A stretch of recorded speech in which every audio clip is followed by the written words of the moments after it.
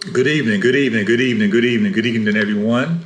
This is more or less, thank you. Let me thank you all for joining. This is more or less a continuation of some of the things that we've talked about before about the changes made to the EIDL program. So, just to recap what we were talking about before, there's been some changes to the EIDL program. It's essentially been separated into your original EIDL. And I'm talking about the COVID-19 portion. I mean, I know EIDL has been around since COVID-19, but strictly the COVID-19 portion of the EIDL, it's been separated into the original EIDL program, which is still going on. You can still apply for a loan, 3.75% interest rates, 2.75 for nonprofits. You make your first payment 2022. So that program is still going on. You can go to sba.gov/disaster. Go there, find where the application is. Application doesn't take very long to fill out to get the process started. So that's a relatively low interest loan that you can get from the SBA to help you get back to bring your business back, get you get back on your feet. But there's also another separation, and this was put in December with a law that was passed in December that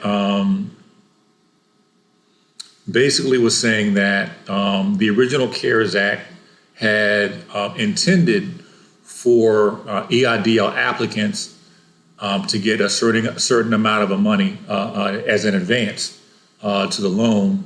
A lot of businesses didn't get that. So now Isabel Guzman, SBA administrator, and her people are trying to correct that. So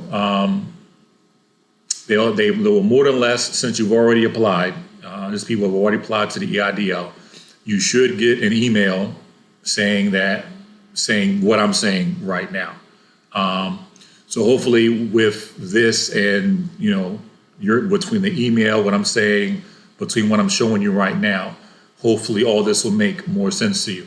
Now they claim that you don't have to take any actions, but you already know, anyone who's dealt with whoever's been in these type of situations before know that you generally do got to follow up and you do got to follow up. You got to make sure they're doing what they're supposed to be doing, because they'll put you at the back of the line, bottom of the queue, whatever the term is. So you got to make sure. But the first step is just making sure you're actually eligible. So that's what we're doing now.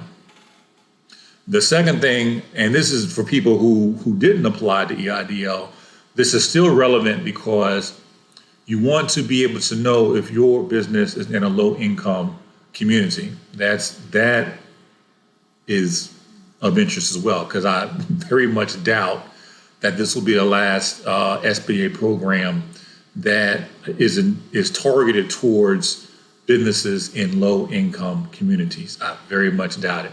So this is good information for you as well. So I'm in the northern New Jersey area. So I have the URL here, and I'm going to read it for you because I know some of you are on the podcast. And if you're on the podcast, for one, thank you for coming. Thank you for joining. Also, there is a YouTube video of this. Also, we will be, even for people who are on YouTube, we will be putting an article. It's in the final stages. We should have it out probably this week. A lot of these details should be in here. And this conversation will continue as programs become updated from the SBA, and pretty much any opportunity for small businesses that I think you all would be interested in, and independent contractors. I don't want to leave y'all out either. Small businesses and independent contractors. But here's the URL. I'll actually add this to the YouTube as well as to the description in the podcast episode. So that may help you as well. But yeah, it's SBA EIDL. So that's a compound of the SBA, and EIDL. That's the name of the program. So SBA EIDL is one word. So that replaces the usual www you see at the beginning. Then you have a dot. Then you have policy map, which is another compound word, policy, POLICY, map, MAP, so policy map, and then your usual .com. And you do have a forward slash as well. So let me go ahead and give you that. That is new maps, which is also compound, NEWMAPS, and then you add a hashtag at the end, just like the Twitter hashtag. But obviously Twitter hashtag usually in the beginning, but this time it's at the end. So that forward slash new maps, that's maps plural, new maps hashtag, and that's all one word. So again, I'm gonna try to put this, I intend to put this on the YouTube video description as well as on the podcast description. So you'll be able to get to this webpage. And this is all, there's a link to this also on the SBA site, but I know how challenging it can be to navigate some of their websites. So this is one of the big reasons why we're doing this video in the first place, because it's not the easiest thing to navigate those web pages. So again, that's the first part of the domain is SBA EIDL compound word, and there's a dot, and there's policy map, POLICY MAP, policy map, another dot, com, / then you have new maps hashtag. So that's all one word, new maps hashtag. Maps is plural, but all that together. So yeah, let's get to it. So you see here, and this is New Jersey, but this is how a lot of communities are set up. I mean, you have your low-income communities, like within wherever your business is, there's probably a low-income community within a few miles of where you live. You know, it's just a matter of getting in contact with your Century 21 agent. I don't get any kickback from Century 21. That's just what popped in my head. But Century 21, or some of these small real estate companies you may have in your area that do commercial real estate, just reach out to them and see if they have offices here. And you can go out there, make sure that they're inhabitable, make sure they're legit, just like you do any other property. Go check it out. Make sure it makes sense for you to be there. Ride around at night. Maybe go to some local restaurants. I mean, whatever. Ask around, get a sense of the neighborhood, and it feels right to you. Then it makes sense to your business, because some businesses have to be in certain types of in certain areas. It just makes sense. But some of you have these offices where you go in like three days a week. You know what I mean? You're not really there all the time, or whatever. I mean, it's not that big a deal to just move your office from one place to another.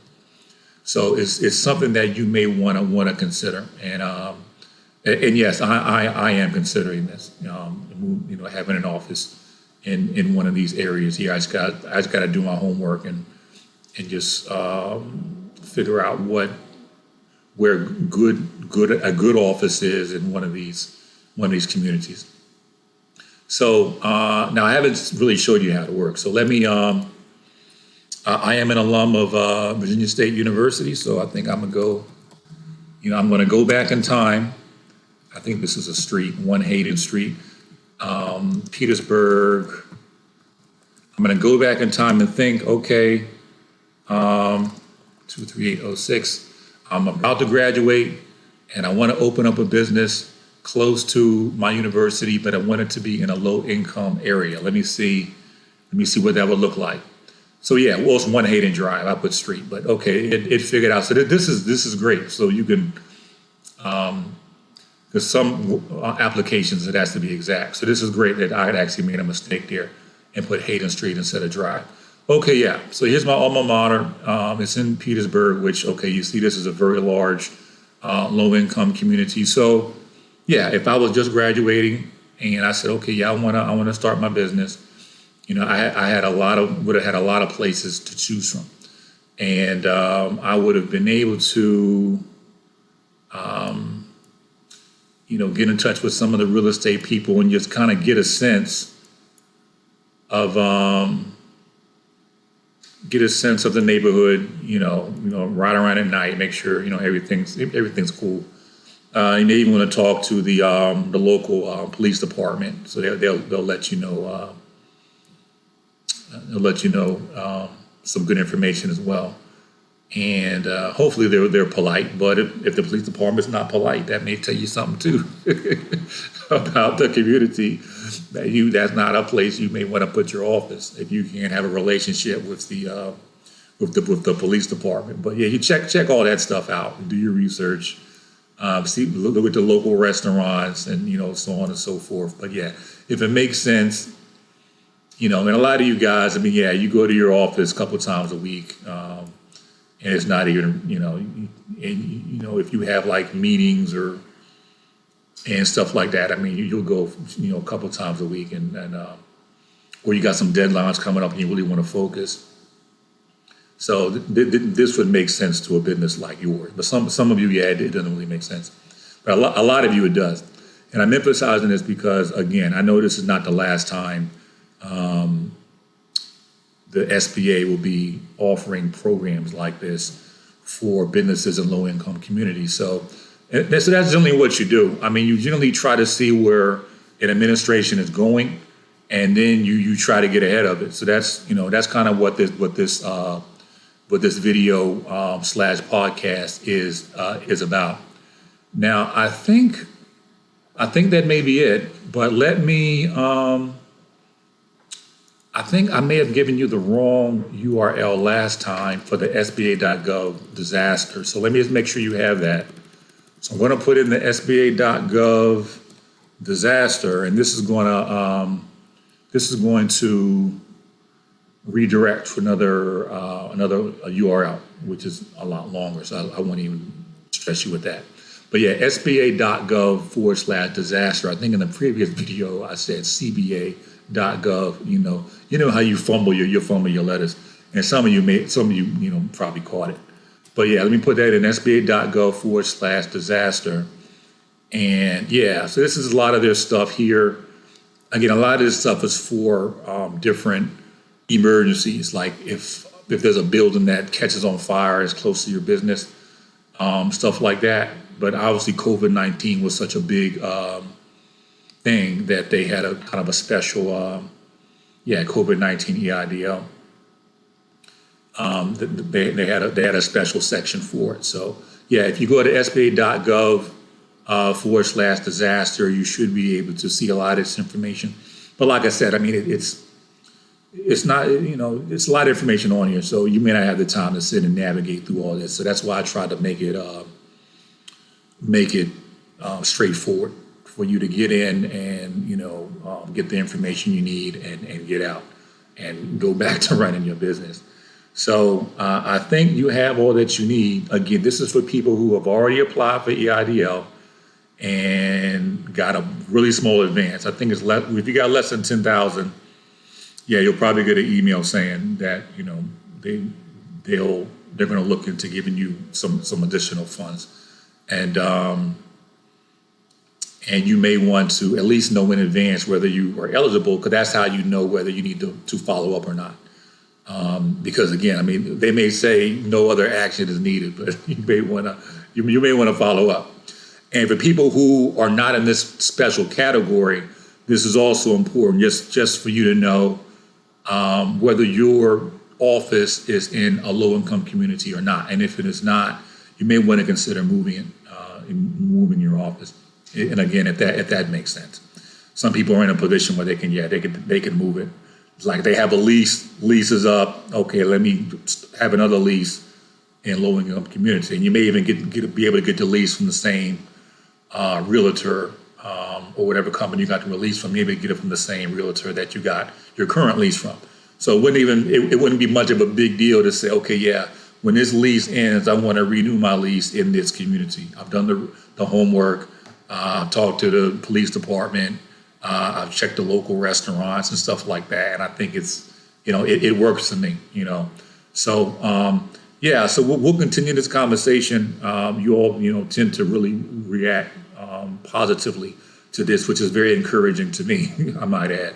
So we're going to continue these conversations, and I'm going to try to continue to give you this information about programs like this. and see if we can, bring our communities back, because small businesses and independent contractors are a big part of our community. Apparently, the federal government thinks so as well. So let's do it. Let's do it. Let's make this happen.